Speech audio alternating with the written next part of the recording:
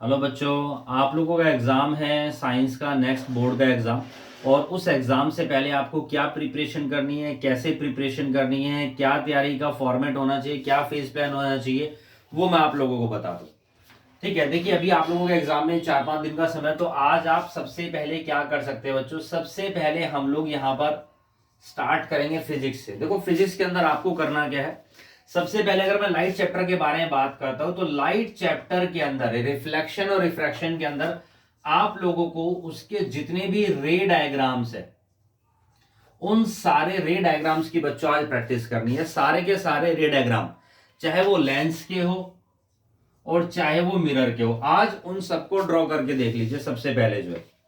ठीक है, उसके बाद हम लोग क्या देखते हैं, लाइट चैप्टर के अंदर जितने भी फार्मूलाज है, उन सारे फार्मूलाज को एक पेज के ऊपर लिख लीजिए और जहां पर बैठ करके पढ़ रहे हैं वहां पर चिपका दो बच्चों।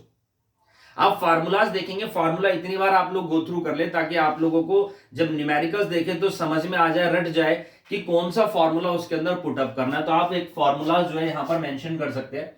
फार्मूलाज के लिए जो चैप्टर आप लोगों को लेने हैं वो एक तो है इलेक्ट्रिसिटी। इलेक्ट्रिसिटी चैप्टर के जितने भी फार्मूलाज है,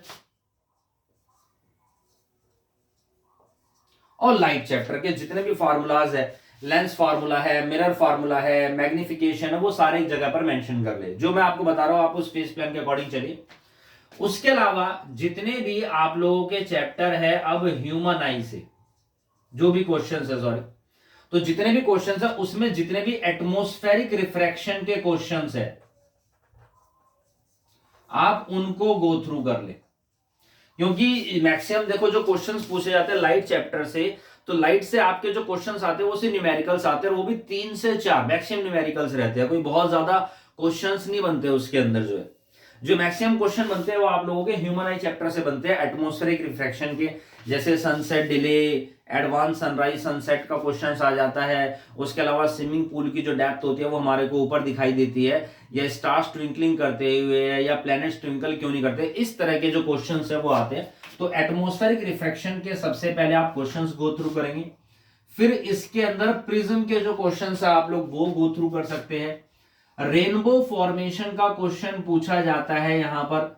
ठीक है, रेनबो फॉर्मेशन का क्या कॉन्सेप्ट है उसके ऊपर यहां पर आप पूछ सकते हैं, कर सकते हैं। सबसे पहली चीज इलेक्ट्रिसिटी और मैग्नेटिज्म के अंदर मैं आपको बता दूं, देखो इलेक्ट्रिसिटी के अंदर सबसे पहले आपको फार्मूलाज करने हैं। मैं आप लोगों का आज का फेस प्लान बता रहा हूं। ये काम हमारे को करना है सबसे पहले किस चीज के अंदर बच्चों, फिजिक्स के अंदर। मैग्नेटिज्म अभी मत छेड़ो, कोई दिक्कत नहीं है, सबसे पहले आज ये करेंगे। देन उसके बाद हम लोग लेते हैं यहां पर केमिस्ट्री। और जब मैं केमिस्ट्री के बारे में बात करता हूं तो केमिस्ट्री में सबसे पहला टास्क हम लोग क्या करेंगे, आज हम लोग यहां पर करेंगे बच्चों केमिकल रिएक्शंस। जितनी भी केमिकल रिएक्शंस है सबसे पहले आप लोग वो करिए। आज केमिकल रिएक्शंस में क्या करना है, जितनी भी कॉम्बिनेशन रिएक्शन है, डिकम्पोजिशन रिएक्शन है,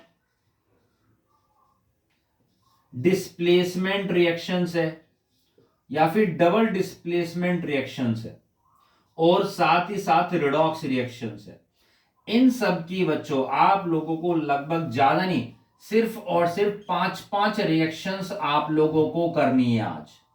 भले ही चाहे आप एनसीईआरटी से गो थ्रू कर लीजिए, सपोर्ट मटेरियल कर लीजिए, या प्रीवियस ईयर क्वेश्चन भले ही देख करके लिख लो, लेकिन इन सारे टॉपिक्स पे आप 5-5 रिएक्शंस कर लीजिए। आप लोग देखेंगे कि जो एनसीईआरटी के अंदर रिएक्शंस है वही ज्यादातर एग्जाम ओरिएंटेड और एग्जाम में पूछी जाती है बोर्ड के अंदर ही बच्चों, और उन्हीं में से ये रिएक्शंस आएंगी इस बार भी, ये कंफर्म है। उसके अलावा आप क्या करेंगे, मेटल्स की और नॉन मेटल्स की जितनी भी केमिकल प्रॉपर्टीज है, सिर्फ और सिर्फ केमिकल प्रॉपर्टीज। तो देखो नॉन मेटल की ज्यादा केमिकल प्रॉपर्टी नहीं है, सबसे ज्यादा रिएक्शंस जो है वो मेटल्स के ऊपर ही है। तो सिर्फ मेटल्स की केमिकल प्रॉपर्टीज के, हर एक केमिकल प्रॉपर्टीज के ऊपर आप लगभग लगभग 2 रिएक्शंस लिख सकते हैं यहां पर, 2 रिएक्शंस फॉर ईच प्रॉपर्टी। ठीक है जी, 2 reactions for each property, like metal plus acid. ठीक है जी, हमेशा हाइड्रोजन प्लस सॉल्ट की फॉर्मेशन होती है। मेटल प्लस आपका ऑक्सीजन जो है तो हमेशा फॉर्मेशन होती है, मेटल ऑक्साइड की एसिड के साथ रिएक्शन करते हैं तो वाटर प्लस सॉल्ट की फॉर्मेशन होती है। मेटल कार्बोनेट की एसिड के साथ रिएक्शन करते हैं तो आपका carbon dioxide plus water plus salt की फॉर्मेशन होती है। तो ये सारी केमिकल रिएक्शंस के ऊपर दो दो प्रॉपर्टीज लिख लो बच्चों। फिर आपका चैप्टर आ जाता है एसिड, बेस एंड सॉल्ट। तो आपको एसिड की जितनी भी केमिकल प्रॉपर्टीज है, बेस की जितनी भी केमिकल प्रॉपर्टीज है, सबसे पहले उनके ऊपर 5-5 रिएक्शंस कर लीजिए। और सॉल्ट की फॉर्मेशन कैसे होती है, कौन कौन से सॉल्ट है, जिसके अंदर हम लोग देखते हैं एनहाइड्रस सॉल्ट, उसके बारे में बात कर लीजिए। बाकी आपके सॉल्ट से जो कॉमन सॉल्ट होता है NaCl, उससे 3 तरीके के सोडा बनते हैं, baking soda, washing soda, caustic soda. तो उसकी रिएक्शंस आप लोग कर सकते हैं बच्चों। सॉल्ट से हमारे पास 3 तरीके के सोडा बनते हैं, वॉशिंग सोडा,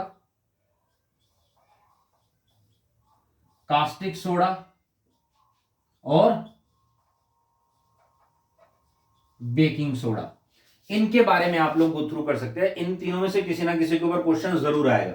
अगर मैं वॉशिंग सोडा के बारे में बात करता हूं तो मेटल आपका कार्बोनेट होता है, इसके अंदर जो है मेटल कार्बोनेट प्लस में डेकाहाइड्रेट 10H2O।